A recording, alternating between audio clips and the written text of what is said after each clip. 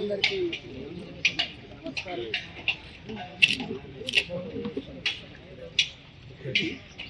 Bharatiya Janata party మొన్నటి parliament ఎన్నికలలో 35% vote సాధించి ఒక బాధ్యత కలిగిన ప్రతిపక్ష పార్టీగా తెలంగాణ రాష్ట్రంలో అవతరించింది.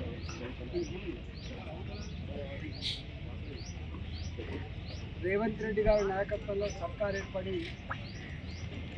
సంవత్సరం పూర్తవుతున్న సందర్భంలో సాధించిన ఘన విజయాల పేరిట సంబరాలు చేసుకుంటున్నటువంటి ఈ తరుణంలో యావత్ తెలంగాణ ప్రజలందరూ కూడా మహిళల్ని కదిలించిన మొన్నటి పార్లమెంట్ ఎన్నికల తర్వాత పార్లమెంట్లో జరిగే ప్రొసీడింగ్స్ కావచ్చు,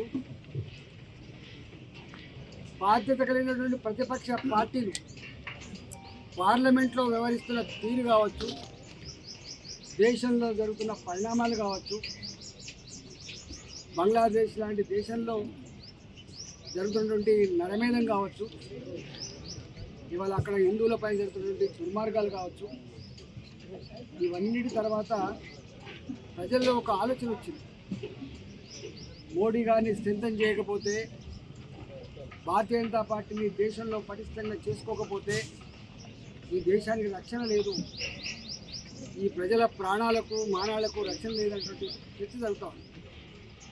దాంట్లో భాగంగానే మొన్న హర్యానాలో ఎన్నికలు జరిగితే అక్కడ ప్రజానికమంతా కూడా అన్నిటి పక్కకు నెట్టి పార్లమెంట్ ఎన్నికల్లో జరిగినటువంటి నష్టం మళ్ళీ జరగద్దు, మళ్ళీ మోదీ గారినే మనం ఆశీర్వదించాలి, మోడీ గారినే స్ట్రెంథన్ చేసుకోవాలని చెప్పే సంకల్పంలో ఇవాళ హర్యానాలో గొప్ప మెజారిటీ ఇచ్చి భారతీయ జనతా పార్టీ పట్టం కట్టింది.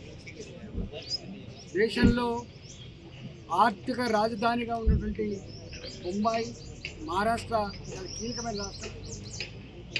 అక్కడ కాంగ్రెస్ పార్టీ ఎన్ని రకాల విష ప్రచారాలు చేసినప్పటికీ కూడా మహారాష్ట్ర ప్రజానికం వాళ్ళ ఆత్మను ఆవిష్కరించి మీ అబద్ధపు ప్రచారాలు, మీ మోసపు ప్రకటనలు, మీరు ఇచ్చేటువంటి హామీలు చెల్లవి, ఇక్కడ మేము విజ్ఞులం, మేము అంత అమాయకులం కాదని చెప్పి మహారాష్ట్ర ప్రజానికం కాంగ్రెస్ కూటమికి చెల్లుమనిపించింది. ఇప్పటికే దేశవ్యాప్తంగా చర్చ జరుగుతూ ఉంది. ఇవన్నీ కదిలించిన ఒకటే మాట, ఏమి సాధించిందని రేవంత్ రెడ్డి సంబరాలు చేసుకుంటున్నారు, ఏదైనా పోయే కాలం ఇట్లా వచ్చిందా అని చెప్పి మాట్లాడుతున్నారు.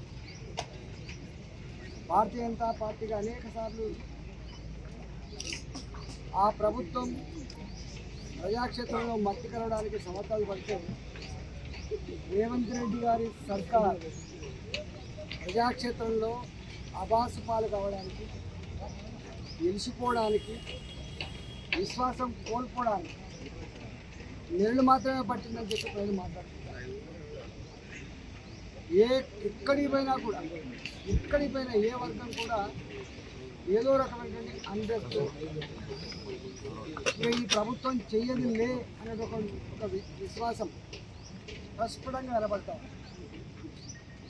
దీని నుంచి డైవర్ట్ చేయడానికి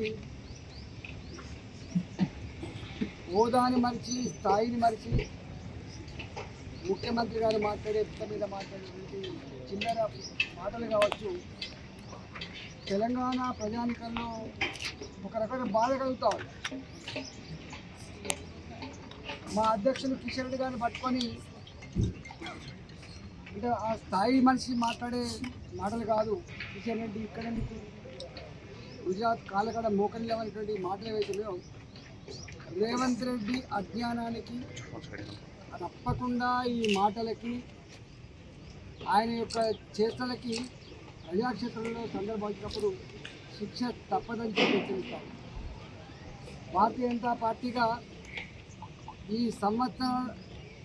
సందర్భంలో జరుపుకున్న సంబరాల సందర్భంగా బాధ్యత కలిగినటువంటి భారతీయ జనతా పార్టీగా వాళ్ళు పెట్టిన మేనిఫెస్టో, వాళ్ళు ఇచ్చిన హామీలు, అమలవుతున్నటువంటి పనుల మీద ప్రజాక్షేత్రానికి వెళ్ళి సర్వేలు చేసుకున్నాం. మా కార్యకర్తలు ఇంటింటికి పోయింది, ఇచ్చిన హామీలు ఏమైనా అమలైనా తీసుకొచ్చిండు. చివరికి ఎక్కడికక్కడ మండలాల వారికి కావచ్చు, నియోజకవర్గాల వారిగా కావచ్చు, ప్రజల ప్రోద్బలంతో, ప్రజల ఆశీర్వాదంతో సభలు జరుగుతూ ఉన్నాయి, సైకిల్ మోటార్ ర్యాలీలు జరుగుతూ ఉన్నాయి. ఇక్కడ హైదరాబాదులో ఈ సరూర్ నగర్ సెంటర్లో మా సంవత్సర ఈ రేవంత్ రెడ్డి యొక్క దుర్మార్గాలు, వైఫల్యాల మీద ఇక్కడ సభ ఏర్పాటు చేసుకున్నాం. ఈ సభలో 8 జిల్లాలు, ఇక్కడ రంగారెడ్డి రూరల్ జిల్లా, రంగారెడ్డి అర్బన్ జిల్లా, అదేవిధంగా మేడ్చల్ రూరల్, మేడ్చల్ అర్బన్, సికింద్రాబాదు, ఇవాళ హైదరాబాదు, భాగ్యనగరు, గోల్కొండ, 8 జిల్లాల పరిధిలో ఇక్కడ ఉన్నటువంటి గౌరవ కార్పొరేటర్లు కావచ్చు, గౌరవ మాజీ శాసనసభ్యులు కావచ్చు, గౌరవ పార్లమెంట్ సభ్యులు కావచ్చు, గౌరవ అధ్యక్షుల నాయకత్వంలో రేపు సాయంత్రం 3 గంటలకు ఇక్కడ పెద్ద బహిరంగ సభను ఏర్పాటు చేసుకుంటున్న సందర్భంలో ఈ 8 జిల్లాల మా నాయకులకి, మా కార్యకర్తలకి, భారతీయ జనతా పార్టీని అభిమానించినటువంటి మా ప్రజలకందరూ కూడా వినమ్రంగా నేను విజ్ఞప్తి చేస్తూ ఉన్నా. మీరంతా కూడా తరలి వచ్చి ఈ సభను విజయవంతం చేయాలని చెప్పి నేను విజ్ఞప్తి చేస్తూ ఉన్నా. ఇవాళ ఇప్పటికే మా కార్యకర్తలు, మా నాయకులు డివిజన్ల వారీగా, బస్తీల వారీగా ప్రజల్ని ఇప్పటికే కలుసుకోవడం జరిగింది, ఇప్పటికే ప్రచారం చేయడం జరిగింది. దీన్ని పెద్ద ఎత్తున విజయవంతం చేయాలని చెప్పి నేను విజ్ఞప్తి చేస్తాను.